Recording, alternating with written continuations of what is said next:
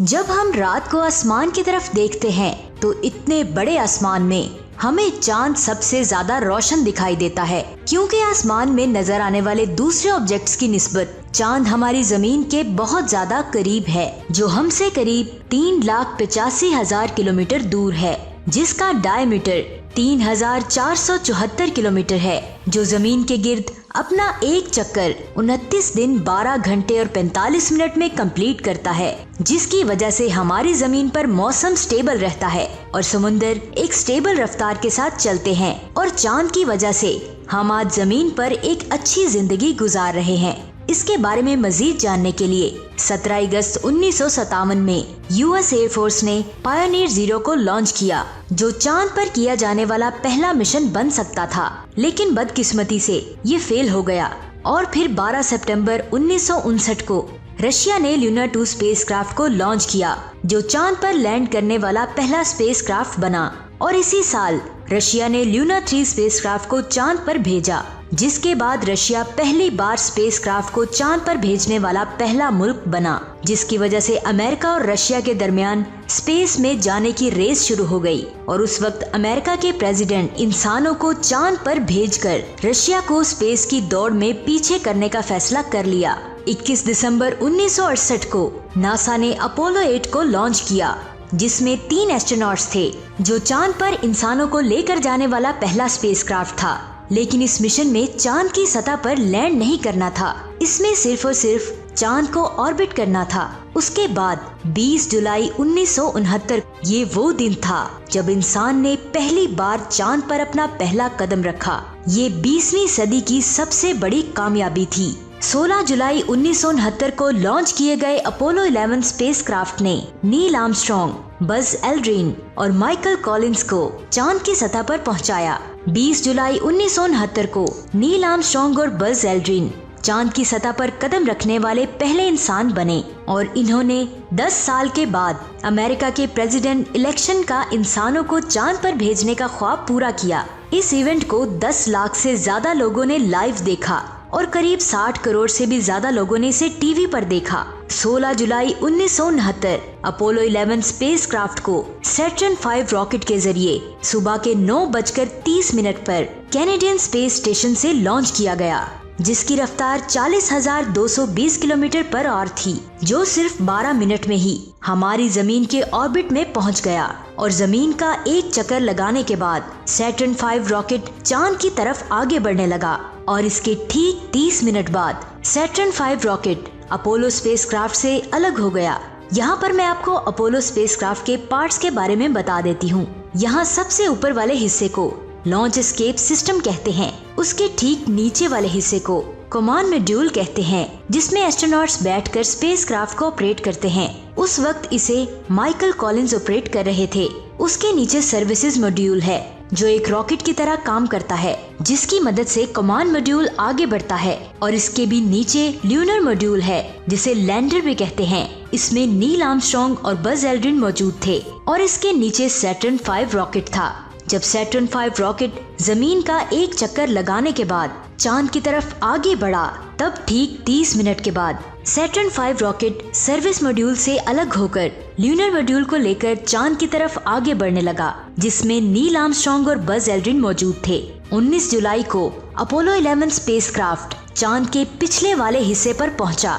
Lander को चांद की सतह पर लैंड करवाने के लिए ट्रैंक्विलिटी बेस का इंतखाब किया गया, क्योंकि ये जगह लैंडिंग के लिए बिल्कुल ठीक थी, जिसका पता रेंजर 8, सर्वेयर 5 और ल्यूनर ऑर्बिटर स्पेसक्राफ्ट के जरिए लगाया गया था।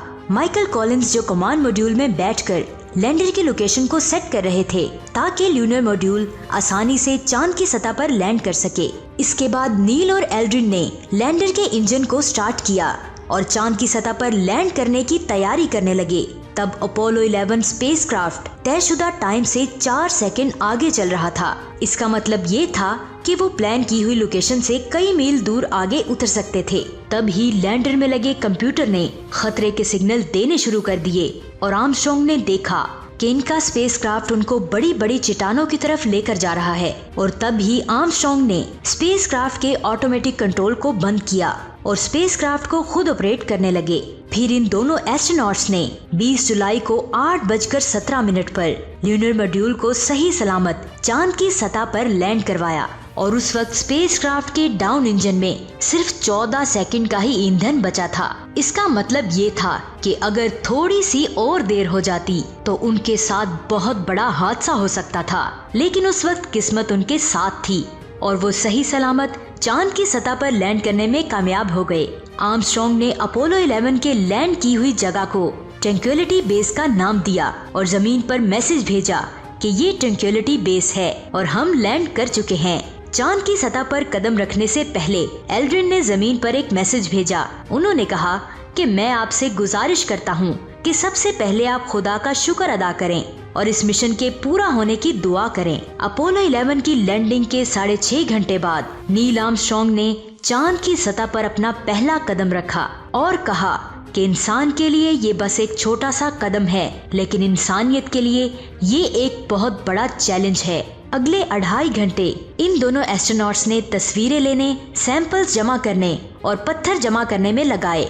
इसके बाद इन दोनों ने early Apollo scientific experiment package को शुरू किया और अमेरिका के झंडे को लहराने की तैयारी करने लगे। इस काम के लिए उन्हें 2 घंटों से भी ज्यादा का वक्त लग गया। इसके बाद इन्होंने चांद की सतह से लाइव ब्रॉडकास्ट शुरू की जो ब्लैक एंड व्हाइट थी, जिसे करीब 60 करोड़ से भी ज्यादा लोगों ने देखा। आर्मस्ट्रॉन्ग ने अपने स्पेसक्राफ्ट की कुछ तस्वीरें लीं। इसके बाद उन्होंने वहां की मिट्टी के कुछ और सैंपल्स इकट्ठे किए और कैमरा की मदद से चांद की सतह के मंजर को रिकॉर्ड किया और फिर ये दोनों कैंगरू की तरह चांद की सतह पर उछलने लगे। उन्होंने बाद में ये बताया कि वहां की मिट्टी काफी फिसलन भरी थी और पाउडर की तरह बिल्कुल बारीक थी, जिसकी वजह से उनके लिए चांद की सतह पर चलना बहुत ज्यादा मुश्किल था। उसके बाद दोनों ने मिलकर अमेरिका के फ्लैग को लहराया और अमेरिका के प्रेसिडेंट से फोन पर बात की। एल्ड्रिन स्पेसक्राफ्ट में पहले वापस आए। उन दोनों ने 22 किलोग्राम के सैंपल्स के बॉक्सेस को लैंडर में रखा और फिर आर्मस्ट्रॉन्ग स्पेसक्राफ्ट में वापस आए। उन्होंने चांद की सतह पर एक झंडा, एक प्लेट जिस पर अमेरिका के प्रेसिडेंट के साइन थे और कुछ और सामान को वहां छोड़ दिया। ल्यूनर मॉड्यूल अपने रॉकेट से दोबारा जोड़ा और जमीन की तरफ अपना सफर शुरू कर दिया और 24 जुलाई अपोलो 11 स्पेसक्राफ्ट जमीन पर वापस लौट आया। ये स्पेसक्राफ्ट समुद्र में जाकर गिरा, जिसे USS हॉर्नेट से वहां से उठाया गया। एस्ट्रोनॉट्स के इस्तकबाल के लिए अमेरिका के प्रेसिडेंट निक्सन खुद वहां पर मौजूद थे और उस शाम इनकी इस कामयाबी के लिए लॉस एंजल्स में एक पार्टी रखी गई, जिसमें 447 गवर्नर और 83 मुल्कों के प्रेसिडेंट शामिल थे।